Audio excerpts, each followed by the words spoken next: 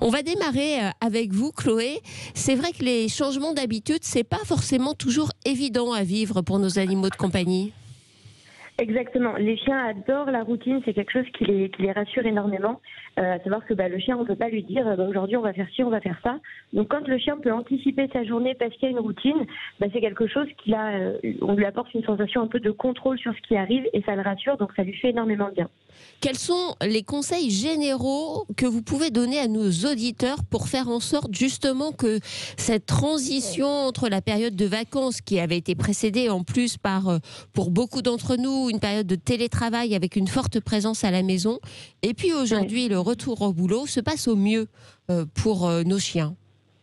Alors, il y a plusieurs choses. C'est vrai que si déjà on peut anticiper et aménager le rythme de vie de son chien un peu comme il sera quand on va retourner travailler, c'est bien. Donc ça peut être le moment de la balade, si on le fait en vacances à 14 heures et qu'à 14 heures à la rentrée on sera forcément au travail. Ça peut être intéressant de le décaler sur la fin de journée tranquillement pour que ce soit vraiment quelque chose d'assez fluide au moment où ça va se passer.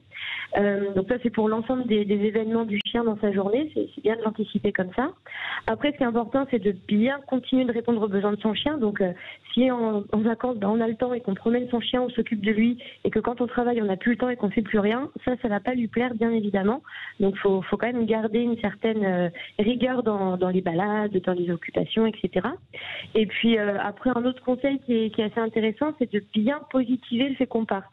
Très souvent les chiens nous voient partir et c'est pour eux signe un peu de stress ou de frustration parce que c'est pas marrant quand on part. Bien sûr. Alors qu'on peut vraiment changer ça et alors comment on positive son départ le matin, parce que ça peut être utile aussi pour un certain nombre d'entre nous qui avons du mal à reprendre le chemin du travail.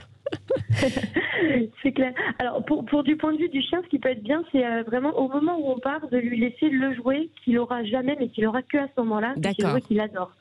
Donc ça peut être un jouet avec des friandises fourrées. Ça peut être faut apprendre à connaître son chien, voir ce qu'il aime le plus.